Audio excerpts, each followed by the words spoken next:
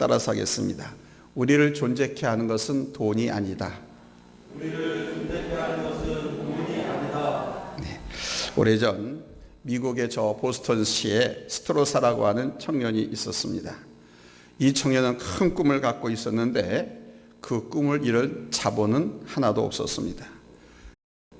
그래서 그는 당시 거부인 바턴이라고 하는 사람에게 2,000불을 빌려야 되겠다 생각을 하고 그를 찾아갔습니다. 2,000불이 우리 돈으로 한 사람은 얼마냐 하면 한 240만 원 정도 됩니다. 1,000불이 한 120만 원 되니까. 그리고는 그 돈 많은 부자 바턴 씨한테 나는 담보가 없습니다. 그러나 저에게는 이런 꿈이 있습니다. 용기가 있습니다. 반드시 난 성공할 자신이 있습니다. 그러니 제 꿈과 용기를 믿고 빌려주시면 그 은혜 결코 잊지 않겠습니다. 라고 아주 자신 있게 말했습니다. 이때 바턴 씨를 찾아와서 돈 빌려달라고 한 이 청년을 주변의 참모들과 많은 사람들이 보면서 경력도 담보도 후원자도 없는 사람에게 돈을 꾸어주는 것은 위험한 일입니다. 회장님 하지 마세요 하고 반대했습니다. 그런데 이 바턴 씨는 왠지 그 청년의 용기가 마음에 들었습니다. 저런 용기, 저런 배포 배짱이라고 하면 내가 이 빌려준 돈 없어져도 괜찮다. 저런 청년을 만났다는 게 되게 큰 복이다 생각을 하고 2,000불을 빌려주었습니다. 얼마 후 스트로사는 정말 그 빌린 돈을 다 갚았습니다. 그리고 10년 세월이 지났습니다. 갑작스레 닥친 경제 대공황에 이 바턴 씨는 대비를 사전에 못해서 파산 직전에 이르게 되었습니다. 이 사실을 알게 된 스트로사는 이 바턴 씨를 찾아가서 그가 빚진 돈 7만 5천 달러를 갚아주겠다고 말했습니다.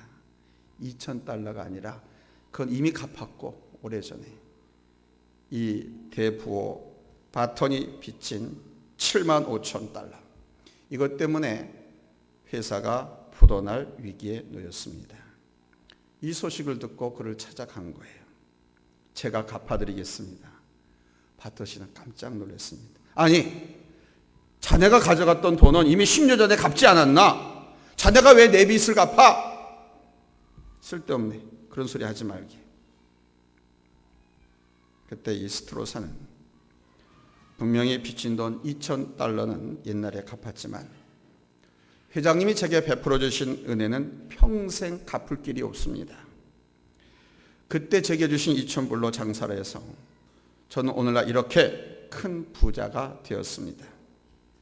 그때 회장님은 돈으로 갚을 수 없는 신뢰를 저에게 주셨습니다. 회장님이 제게 베풀어 주신 그 은혜와 사랑은 영원히 갚을 수 없는 저의 빚입니다. 이렇게 말을 했습니다. 저는 이 이야기를 보고서 두 가지 감동을 받았습니다. 하나는 신뢰의 문제입니다. 아무것도 가진 것이 없는 꿈 많은 청년의 꿈을 믿어준 그 바턴 씨와 그리고 반드시 갖겠다고 한 그 약속을 지킨 스트로사의 신뢰, 신용의 문제는 분명 우리에게 교훈을 줍니다.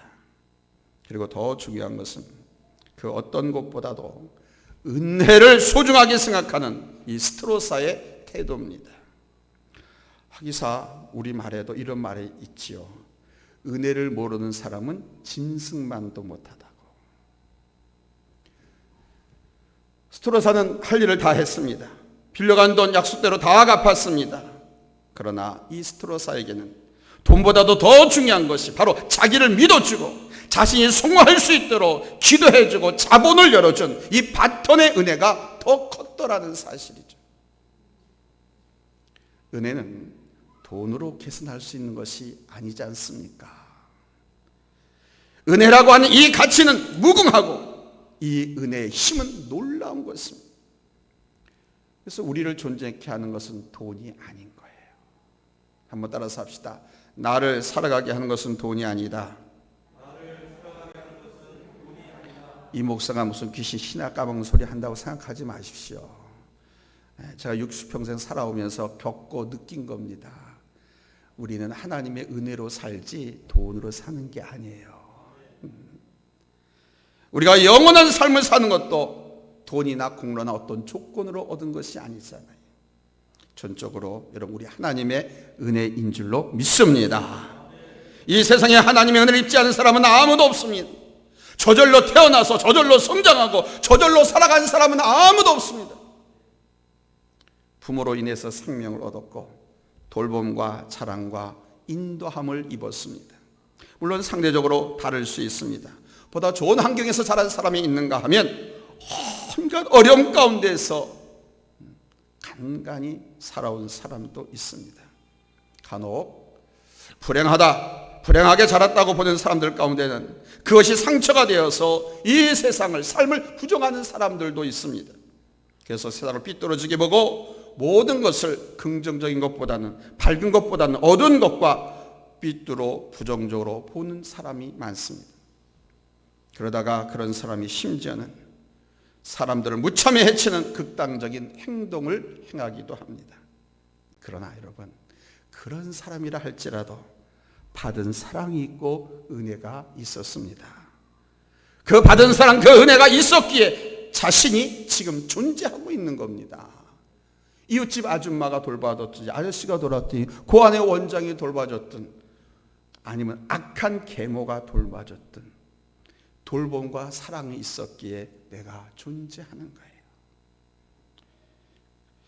그럼에도 불구하고 부정적이고 불평하고 극단적인 행동을 하는 사람들은 바로 그가 이 세상을 이렇게 지금 힘들게 살아가고 있고 이 세상이 공평하지 못하다고 여기기 때문에 그런 행동을 하는 겁니다. 그러나 잊지 마십시오. 모두에겐 지금 호흡하고 살아 숨쉬는 모든 생명에게는 하나님께서 주신 생명과 돌봄의 은혜가 있었다는 사실은 이건 부인할 수 없는 사실입니다. 어떻게 피덩이가 태어나서 돌본 사람이 아무도 없는데 생명이 존재할 수 있습니까? 어린 생명은요, 일주일만 굶겨도 죽어요. 어린 생명은. 사람은 한 40일, 한 달 버틴다고 하지만 어린 생명은요, 일주일만 아무것도 안 먹이면 그 누구도 돌봐주지 않으면 죽어요. 그리고 중요한 것은 절대적인 우리 하나님의 은혜입니다. 모든 사람들이 우리 하나님의 은총을 입었어요. 우리가 살아가는 조건 속에 하나님께서 주셨기에 우리가 살아가는 것들이 얼마나 많습니까? 햇볕과 바람, 공기, 그리고 물과 땅, 이 속에서 우리가 자연스럽게 살아가다 보니까 마치 인간이 스스로 모든 걸 다 가진 것으로 착각하거나 아니 자기가 그 모든 것의 소유인 것으로 착각하고 살아요. 그러나 이것은 우리 하나님께서 주신 것입니다. 이것을 하나님의 일반 은총이라고 그래요. 특별히 우리 성도들이 하나님의 자녀로 설 수 있었던 것은 전적으로 우리 하나님의 특별한 은총으로 인한 것입니다. 이걸 특별 은총이라고 합니다. 에베소 2장 8절로 9절에서 우리에게 말씀하시잖아요. 너희는 그 은혜로 인하여 믿음으로 말미암아 구원을 받았으니 이것은 너희에게서 난 것이 아니요 하나님의 선물이라. 행위에서 난 것이 아니니 이는 누구든지 자랑하지 못하게 하려 함이라. 그래서 우리의 삶의 걸음걸음 열매, 우리가 갖고 있는 소망도 여러분 전적으로 우리 하나님의 은혜로 인한 것인 줄로 믿습니다. 하나님께서 우리를 이끌어 주셨고 하나님께서 우리를 인도해 주셨기에 여기까지 이른 것입니다. 우리는 이것을 기억해야 됩니다. 하나님께서 우리에게 베풀어 주신 은혜, 오늘 여기까지 나를 이끄시고 인도하신 그 은혜를 하나하나 기억하며 감사하고 여러분 우리 그 하나님을 더 의뢰하며 나가야 할 줄로 믿습니다. 바로 오늘 하나님께서 모세를 통해서 우리에게 이것을 말씀해 주고 있어요. 이제 가나안 땅으로 들어가기를 앞에 두고 하나님께서는 모세를 통하여 이스라엘들을 다 모아놓고 설교를 해라. 마지막으로 저 가나안 땅, 약속의 땅을 들어가서 어떻게 살아야 하는지, 가나안 땅에 들어가기 전에 뭘 정리해야 되는지, 뭘 가지고 들어가야 되고 뭘 버리고 들어가야 되는지 그걸 설교하라고 말씀하셨습니다. 그래서 모세는 지난 시간 하나님께서 이스라엘 민족, 우리 민족을 어떻게 이끌어 오셨는지, 그리고 가나안 땅에 앞으로 들어가선 어떻게 살아가야 할 것인가, 거기에 대해서 장장 긴 설교를 합니다. 오늘 보면 그 가운데 하나로 특별히 은혜에 대해서 말씀해 주고 있습니다. 오늘 본 8절과 9절에 보니까 먼저 하나님께서 이스라엘을 큰 민족을 이루게 하시고 자신들에게 기업을 주신 것을 기억하라, 이렇게 권면하고 있습니다. 여러분, 하나님께서 어떻게 이스라엘 민족을 이루셨습니까? 아브라함 한 사람 불러내셔가지고 야곱의 12아들을 낳게 한 다음에 12아들이 장가가서 자식을 낳고 낳았어요. 그런 때 이스라엘 땅에 큰 흉년이 들어갔죠. 그래서 먹고 살기 위해서 기근을 피해서 애굽으로 내려갔어요. 야곱의 12아들, 야곱의 가족만 내려간 겁니다. 근데 그 땅에 가서 400년 동안 280만 명이 되는 거대한 민족을 이루도록 하나님께서 애굽 땅에서 보호하셨습니다. 자손이 번창하도록 지켜주셨습니다.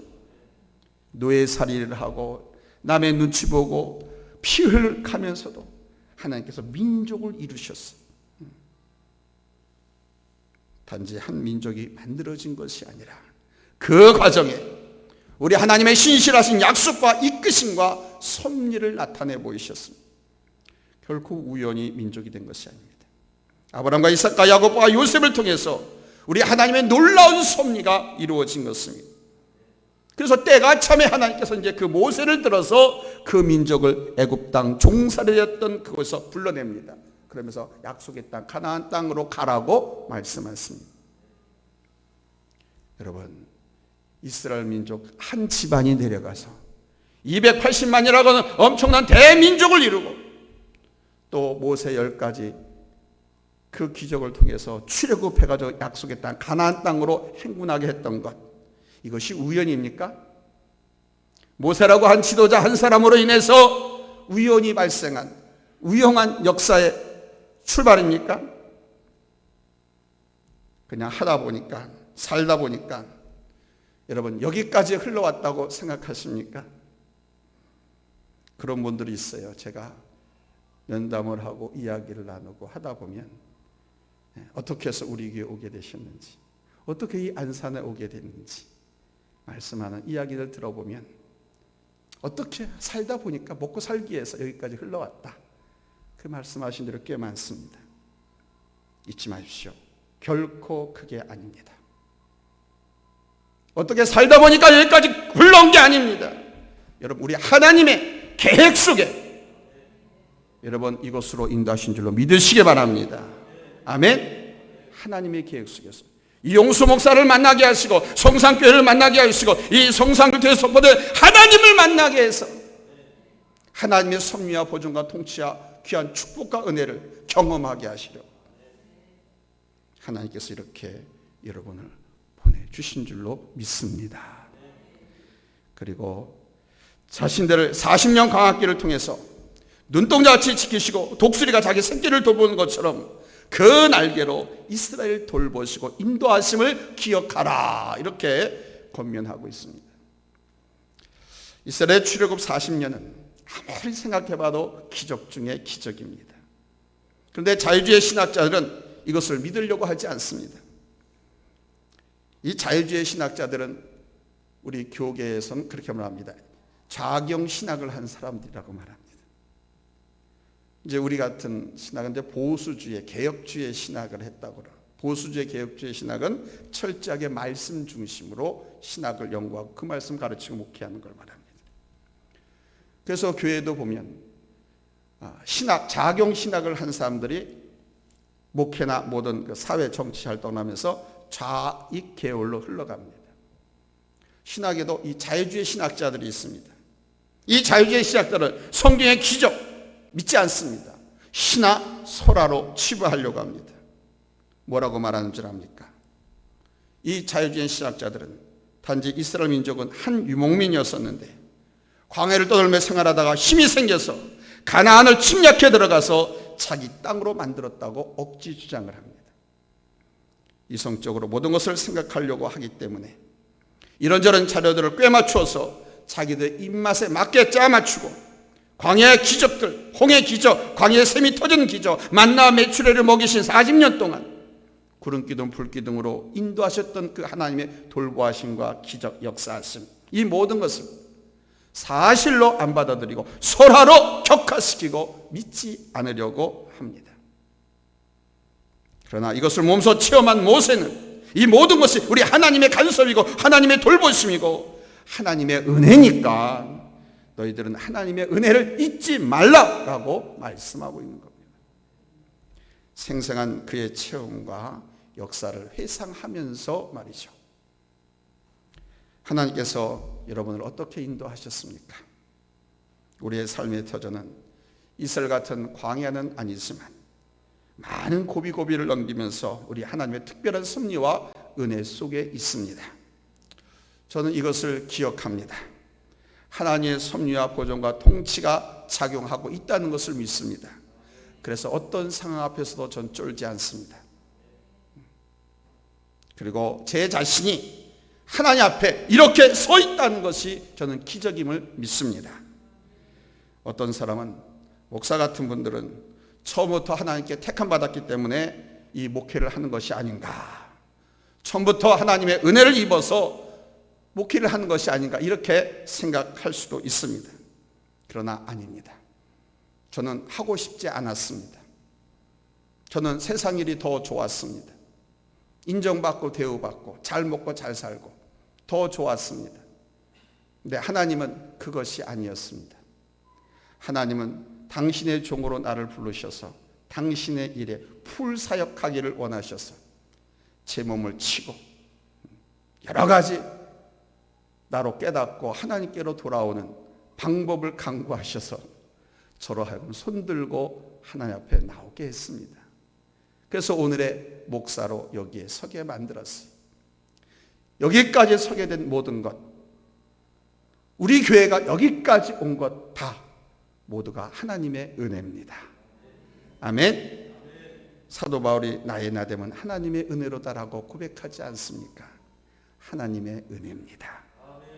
다윗도 자기 자신에 대해서 시편 20편 6절에 보니까 나는 벌레요 사람이 아니라 사람의 비방거리요 백성의 조롱거리인 바로 자기를 하나님께서 택하시고 자기를 구원하시고 자기를 세우셨다라고 간증합니다. 여러분, 이것이 기적이고 이것이 은혜인 줄로 믿습니다. 그리고 여기까지 인도하신 줄로 믿습니다. 이 믿는 것, 이것이 은혜입니다. 잊지 마십시오. 하나님의 간섭과 하나님의 돌보심과 하나님의 인도하심이 여기까지 미쳤다라고 생각하는 것, 믿는 것, 이것이 은혜예요. 아멘. 믿으시기 바랍니다. 잊지 마시기 바랍니다. 이 은혜를 잊지 않는 사람이 지혜롭고 능력 있는 삶을 살 수가 있습니다. 이 은혜를 잊어버리면, 은혜를 생각하지 않으면 조그만 파도에도 놀라가지고 숨어버립니다. 조그만 어떤 위협과 공격과 유혹에도 그냥 흘러당 넘어갑니다. 과거 지난 날 삶 속에서 하나님께서 어떻게 나를 지키셨고 보여주셨고 인도하셨고 어떻게 역사하였는지를 기억하면, 그 은혜를 기억하면 지금 나로 하여금 여기까지 오게 하신 하나님께서 앞으로도 나를 지키시고 인도하시고 돌보시고 승리케 하시고 나를 통해 영광 받으실 것이다라는 것을 확신하기 때문에 그 어떤 것도 이기는 줄로 믿습니다. 승리하는 줄로 믿습니다. 그래서 은혜를 기억하는 사람이 능력 있고 지혜로운 사람이 됩니다. 물론 과거를 지나치게 기억하고 집착하는 것은 옳지 않습니다. 아팠던 추억이라든가 잘못했던 과거, 현재와 동떨어진 과거에 대한 미련 등은 도움이 되지 않지만 나를 깨우치고 발전시키는 기억은 우리가 잊지 말고 기억해야 하고 여러분 교훈을 얻어야 할 줄로 믿습니다. 우리가 받은 은혜, 우리에게 행하신 하나님의 격하신 일들에 대해서 기억하지 못하면 어리석은 선택을 하거나 범죄자의 길로 들어가게 되는 거예요. 여러분, 이스라엘 백성들이 하나님 앞에서 범죄한 결정적인 이유가 무엇이었습니까? 광야 40년길을 행군하는 과정에 저들은 수없이 하나님과 모세를 원망하고 불평했습니다. 여러분, 하나님께서 이스라엘 민족 애굽에서부터 가나안 땅까지 40년 동안 어떻게 이끌어 가셨습니까? 어떻게 애굽에서 이끌어내셨고 어떻게 홍해를 건너게 하셨고 어떻게 광야길을 걸어오게 하셨습니까? 이것을 기억하지 못하니까 죄를 짓는 거예요. 이걸 기억해내지 못하니까 범죄하는 겁니다. 단지 현실이라는 그 상황에 눈이 멀고 마음이 굳어서 하나님을 원망하고 지도자 주의 종 모세를 원망한 것입니다. 우리도 이런 실수를 얼마나 많이 범하는지 모릅니다. 그런데 이런 실수는 언제 범하느냐? 그 옛날 오늘 이 자리까지 인도하신 그 하나님, 그리고 내게 약속하신 그 하나님의 그 은혜, 이거를 생각하지 못하고 잊어버리니까 범죄하는 겁니다. 현실 앞에서 하나님의 은혜를 다 잊어버리고 그냥 그쪽으로 쭉 빠져들어가죠.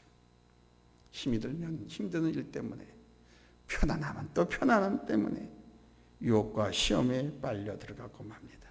그래서 세상을 사랑하게 됩니다. 잊지 마십시오. 은혜를 기억하는 사람이 지혜로운 사람이고 능력 있는 사람입니다. 하나님께서 나의 걸음을 어떻게 인도해 오셨는지, 하나님께서 내게 어떤 은혜를 베풀어 주셨는지, 하나님께서 내게 어떤 사람을 붙이셨는지, 하나님께서 내게 어떠한 환경으로 이끌으셨는지 그때 은혜를 기억하는 사람은 원망하고 불평하고 패배하지 않고 죄를 짓지 않고 오히려 항상 감사한 마음으로, 넉넉한 마음으로 살아가게 되는 줄로 믿습니다. 그리고 감사하고 겸손하게 주의 길을 따라가게 되어 있어요. 은혜를 아는 사람은 감사할 수밖에 없고, 감사가 있는 사람은 겸손할 수밖에 없지 않습니까? 여러분, 어떤 사람이 겸손합니까? 주변에서 야, 저 사람 참 겸손하다, 그렇게 느껴본 사람이 있을 겁니다. 이런 겸손한 사람들의 공통점이 뭔지 아세요? 겸손한 사람들의 공통점은 감사를 아는 사람이라는 거예요. 감사 모르는 사람은 절대 겸손할 수 없습니다. 때문에 겸손한 척하는 것은 금방 들통나죠. 그래서 겸손을 몸에 배게 배워야 돼요.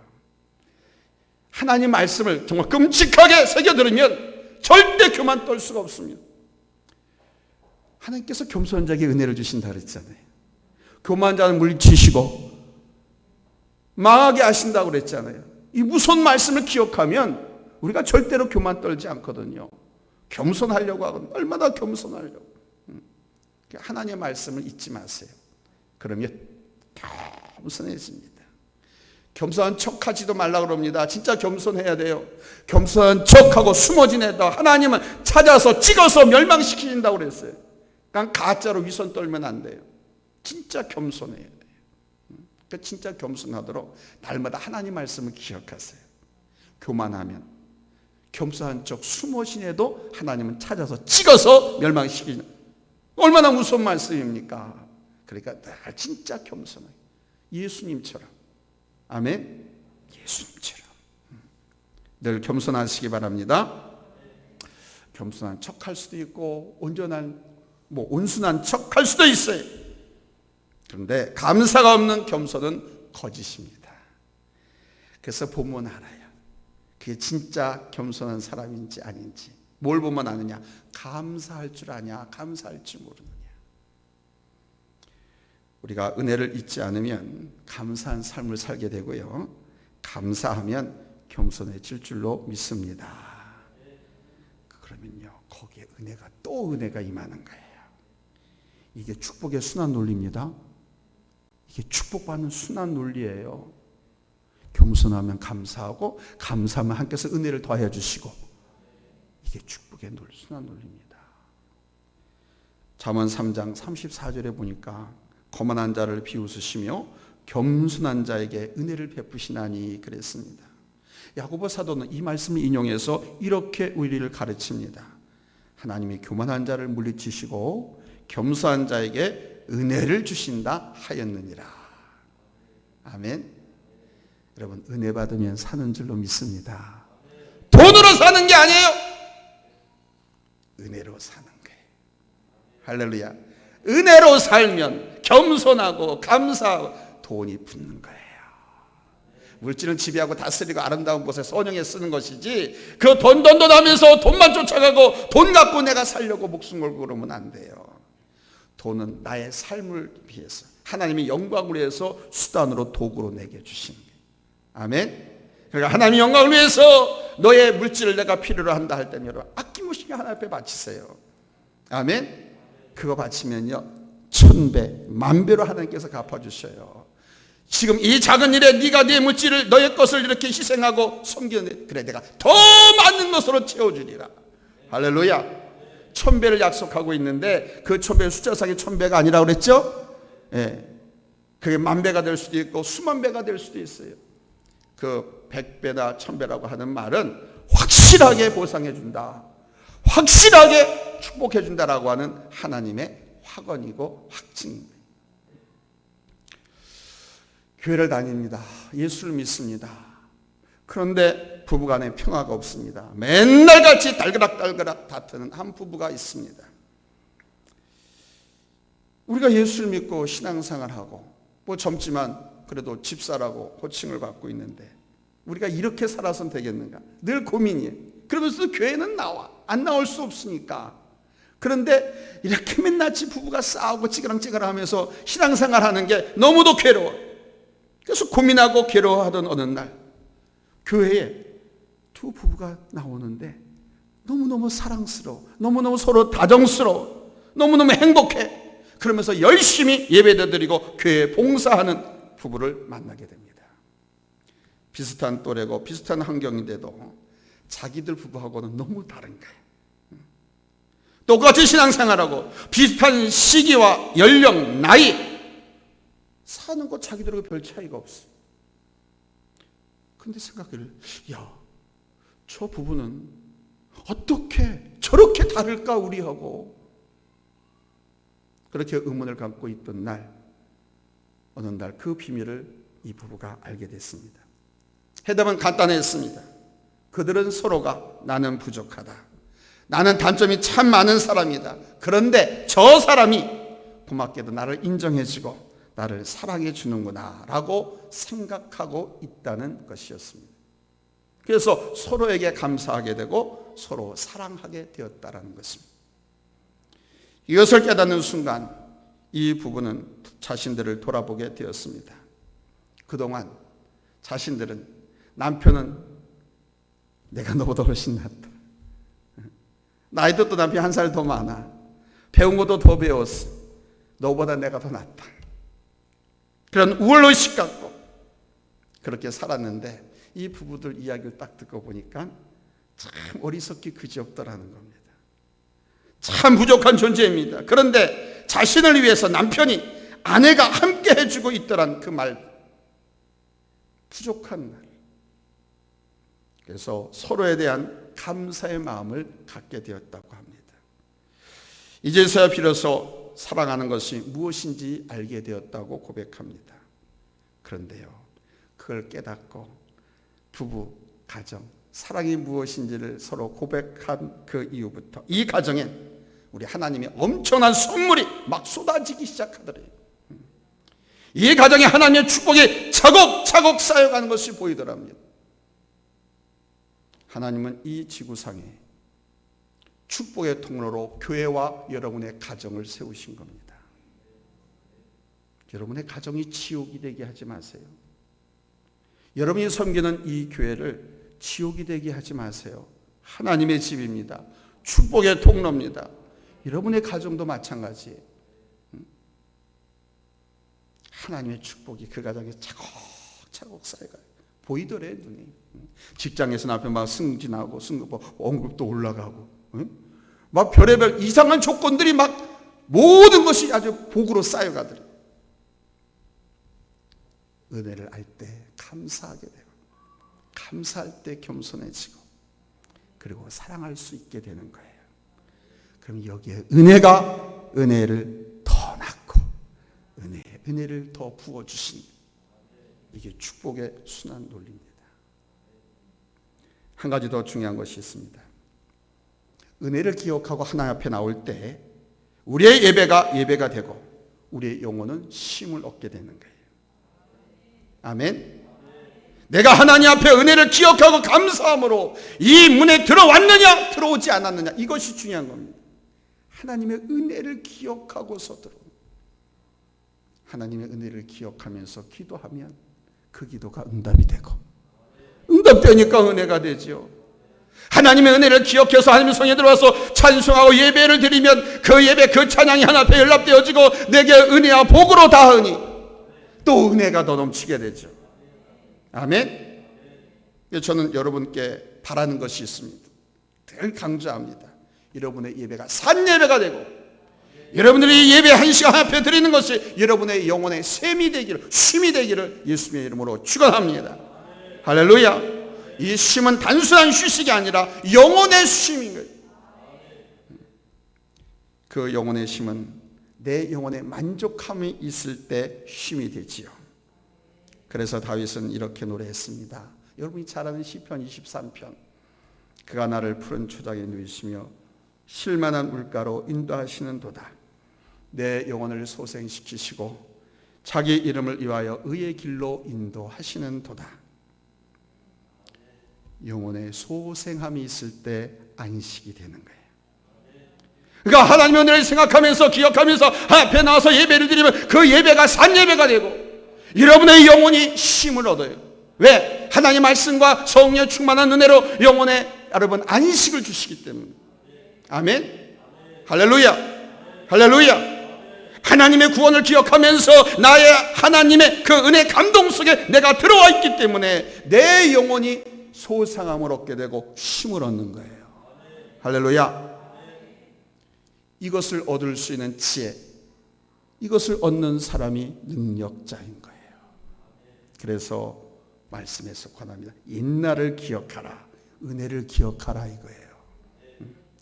역대 연대를 생각하라.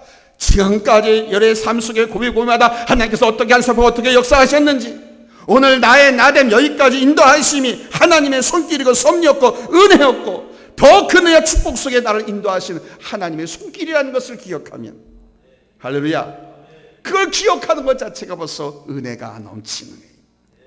그래서 옛날을 기억하라, 역대 연대를 생각하라 라고 권면합니다. 사랑하는 여러분, 이 점에서 우리는 지난 시간 하나님께서 베풀어 주신 은혜를 다시 한번 생각해 보고자 합니다. 결코 계산하거나 따질 수 없는 무수한 은혜들이 우리의 삶에 쏟아졌지 않았었습니까? 우리는 그 은혜를 다 받았고 다 누려왔습니다. 그런데 달콤하고 맛있는 케이크를 먹었던 것을 잊어버렸던 것처럼 가볍게 잊고 있는 것은 아닙니까? 그래서 감사가 말랐고 메마른 가슴에 교만이 싹 트진 않았습니까? 그래서 하나님의 창고는 날마다 비어가고 있고 우리의 마음의 공터가 넓어지고 있는 것은 아닙니까?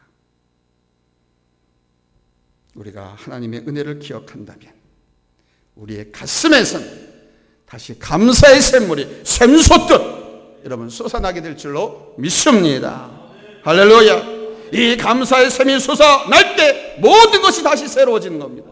시들했던 것, 죽어갔던 것, 말라 비틀어진 것들이 다 다시 힘을 얻어서 살아나는 겁니다. 할렐루야. 마른 땅에 샘이 솟아 흐름으로 생명이 살아나고 새로운 일들이 일어나듯이 우리의 삶에 새로운 용기가 솟아나게 되고 우리 하나님의 새로운 은혜의 역사가 일어나게 될 줄로 믿습니다. 은혜를 기억하는 것은 바로 삶의 새로운 능력이기 때문입니다. 기억하십시오. 감사하세요.